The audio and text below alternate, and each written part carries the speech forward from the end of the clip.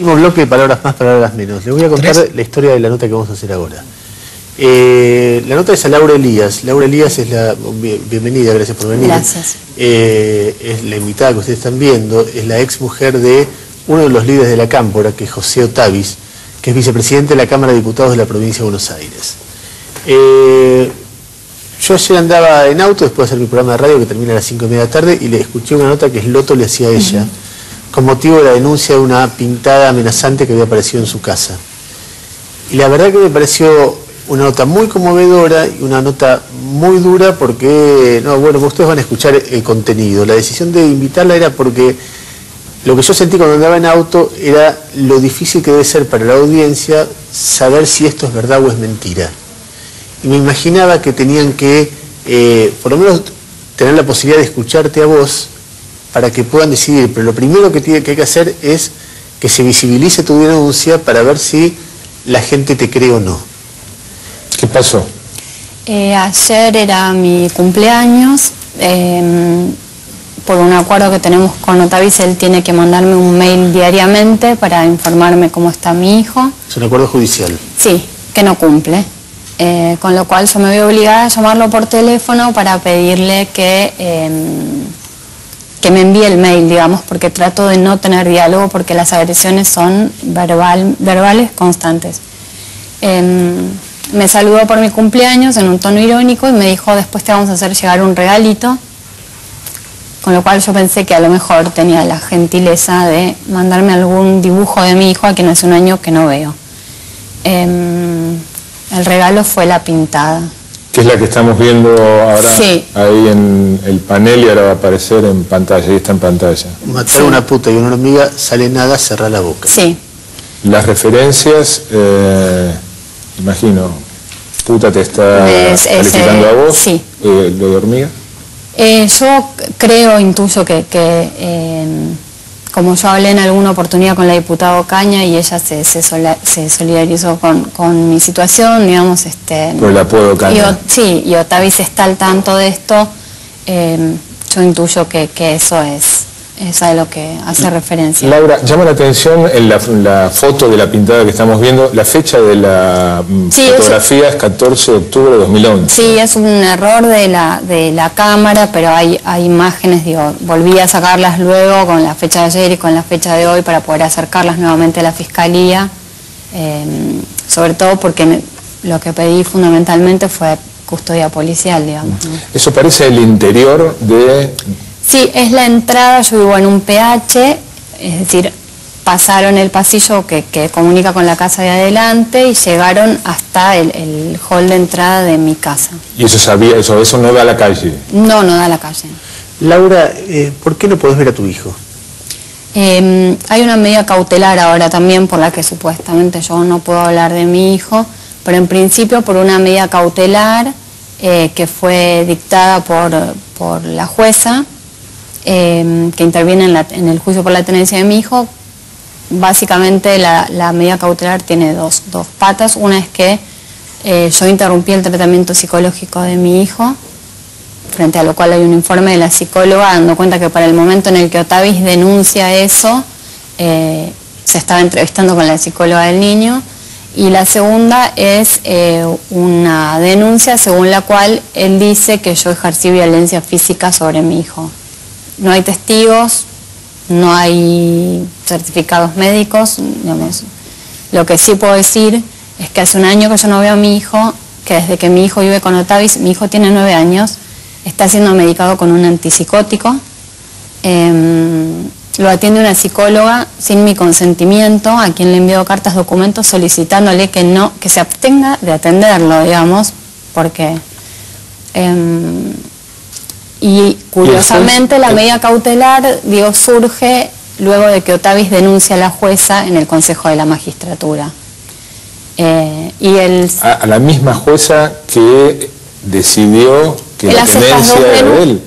La tenencia, él hace 2 denuncias, la jueza dice que los elementos que él presenta no son suficientes para darle la tenencia, y frente a eso Otavis denuncia a la jueza en el Consejo de la Magistratura. Y ahí la jueza cambia. Entonces la jueza, con los mismos elementos que antes no eran suficientes, ahora eran suficientes, y le da la medida cautelar, que en principio... Una medida cautelar ni siquiera deja a lo largo de un año, no lo viste ni una sola vez a tu hijo. Ni una sola vez. Una medida no permite ni un régimen de visitas. Una medida cautelar según la cual yo tenía que ver a mi hijo 3 veces por semana, 3 horas con un asistente social. ¿Y entonces? Y entonces pasaron 7 asistentes sociales por el juzgado que no aceptaron el cargo, porque obviamente nadie quiere hacer un informe en contra de Otavis, digamos, ¿no? Una jueza, que es la jueza del juzgado número 26 de familia de Capital, que en una audiencia, digo, que además de dictaminar una medida cautelar cuyo cumplimiento no pudo garantizar nunca, nos da una audiencia en febrero, la medida se había dictado en julio, nos da una audiencia en febrero, acordamos un proceso de revinculación, porque después de tanto tiempo el niño necesita cierta contención para poder volver a entablar vínculos, una medida que curiosamente, porque Otavis y su entorno se encargan de decir en todos lados que yo estoy completamente loca, una medida cautelar que está suspendida porque Otavis se niega a hacer un psicodiagnóstico con profesionales que no sean pagados por él. ¿Un psicodiagnóstico del nene o del...? Familiar, digamos, esta institución que hace la revinculación solicita un psicodiagnóstico familiar. ¿Ahora es la primera agresión, la pintada?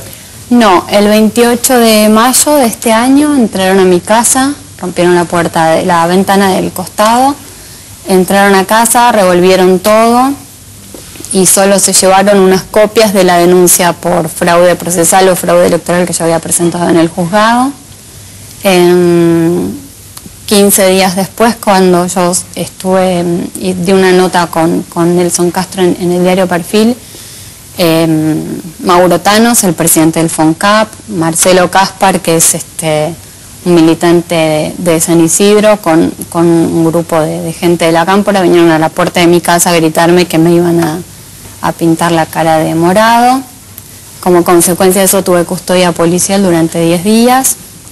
Las cosas empezaron a tranquilizarse y ahora, digamos, nuevamente esto, ¿no? Que viene a colación desde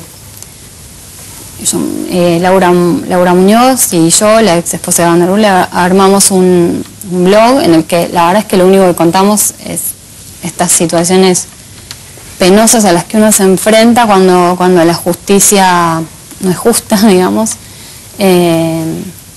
y que es algo que a Otavis le molesta. Laura, vos te definías ayer como una mujer golpeada. Sí.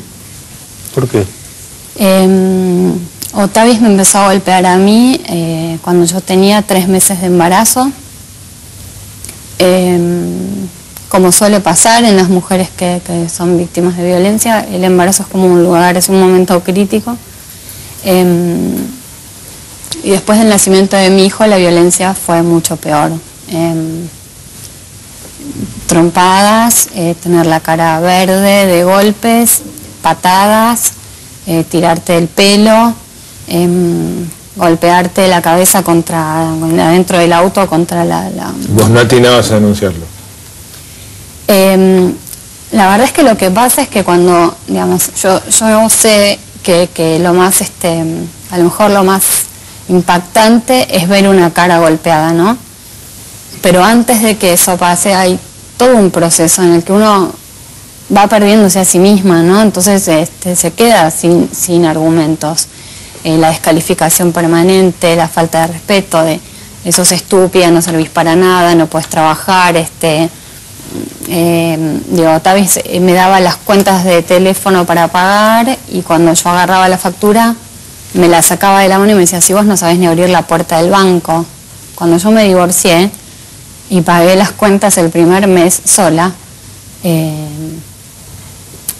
me puse a llorar en la puerta del banco, ¿no? Uno llega a creer que estas cosas no pasan. Y cuando hay poder, esto se agudiza, ¿no? Yo hice 2 años de terapia en un lugar público y es terapia de grupo con mujeres víctimas de violencia. Y la verdad que uno escucha la historia de uno en un montón de otras mujeres y que el único significado que yo le encuentro ahora haber atravesado todo este dolor es poder ver que ahora, no sé, desde que yo hice pública esta situación, por Facebook o a través del blog o a través de pedir el teléfono a alguien, otras mujeres llaman y piden ayuda y uno puede, ¿no?, como ir tejiendo estas redes y saber que de esto se sale.